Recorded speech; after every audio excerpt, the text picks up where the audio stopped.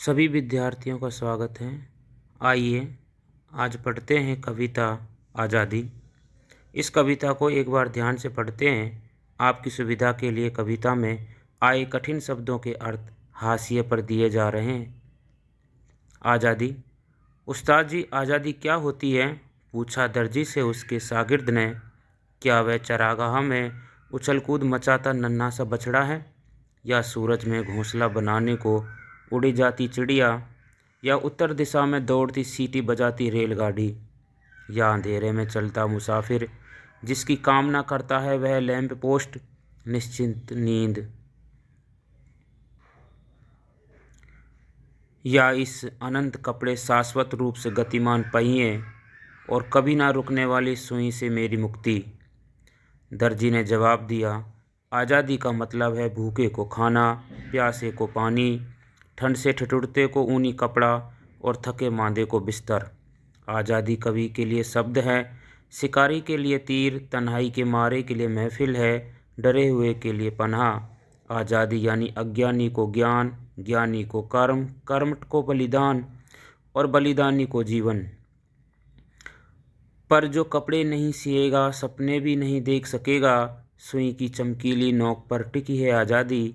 आज़ादी वह फसल है जिसे बोने वाला ही काट सकता है, वह रोटी जिसे मेहनती ही खा सकता है, यह वह कपड़ा है जिसे दर्जी ही पहन सकता है। यह कहकर दर्जी फिर से कपड़े सीने लगा। शागिर्द की उलझन दूर हुई और वह सुई में धागा पिरोने लगा। मूल लेखक बालचंद्रन चुल्लिकाड, अनुवाद असद जेदी का है। आइए अब हम कविता के पहले अंश का भाव समझने के लिए इसे एक बार फिर से पढ़ लें।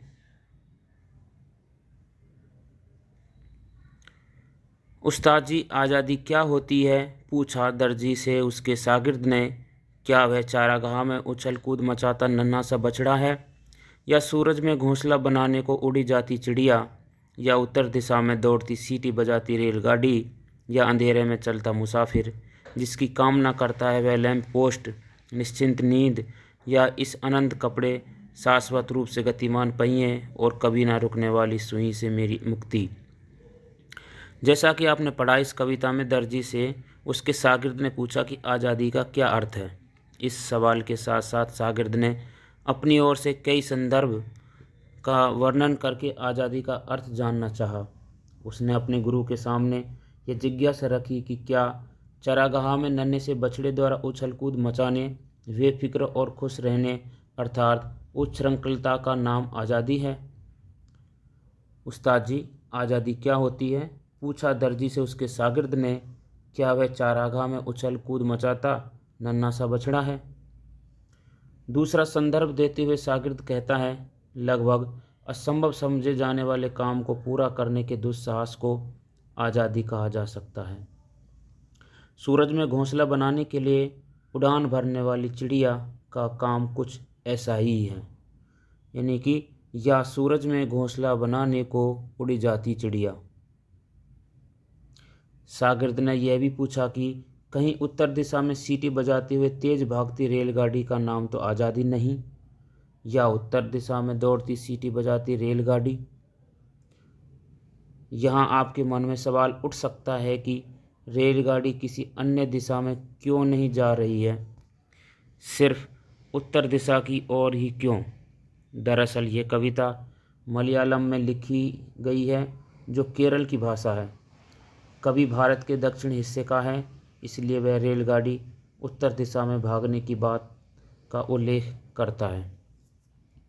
केरल से चलने वाली रेलगाड़ी केवल उत्तर दिशा की ओर ही जा सकती है, क्योंकि केरल की बाकी तीनों दिशाओं में समुद्र है। वैसे यहाँ पर कवि शागिर्द के माध्यम से उस्ताद से प्रश्न करता है कि क्या सैर सपाटा, घूमना फिरना आज़ादी है? वास्तव में कुछ लोग खास तौर पर 12-13 वर्ष की उम्र के किशोर घूमने फिरने, सैर सपाटे को ही आज़ादी मानते हैं, इसलिए शागिर्द का यह प्रश्न अनुचित नहीं है।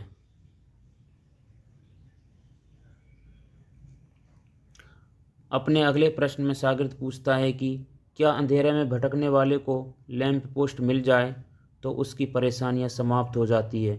लैंप पोस्ट बिजली का खंभा। इस प्रश्न को यूँ समझिए कि हम किसी यात्रा पर निकले और यात्रा के दौरान अंधेरा हो जाए, अंधेरे में कहीं आश्रय मिल जाए और हम रुक जाएं। क्या यह कुछ समय के लिए रुकना यात्रा का अंत हो सकता है? ठीक उसी प्रकार शागिर्द ने यह पूछ रहा है कि क्या मुसाफिर का अंधेरे में किसी लैंप पोस्ट के नीचे रुकना आज़ादी है, मंजिल की प्राप्ति है? आज़ादी के बारे में अपनी जिज्ञासा व्यक्त करते हुए वह फिर पूछता है कि क्या निश्चिंत अर्थात बेफिक्र होकर सो जाने का दूसरा नाम आज़ादी है?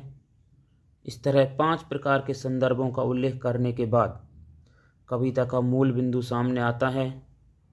यहाँ शागिर्द के मन में जो प्रश्न उभरे हैं वे उसकी चिंतन क्षमता को बता रहे हैं। शागिर्द अपनी मुक्ति या आज़ादी के बारे में पूछता है कि अनंत कपड़ों के ढेर, सिलाई मशीनों के निरंतर गतिशील हो रहे पहियों, कपड़ों पर अनवरत चलने वाली सुइयों से मुक्ति पाने का नाम ही तो आज़ादी नहीं है। आज से यह है कि क्या कर्म से मुक्ति ही आज़ादी है? जरा सोचिए कि क्या आपके मन में भी देश में आज़ादी किस प्रकार की होनी चाहिए, इसके बारे में तरह तरह के विचार नहीं आते?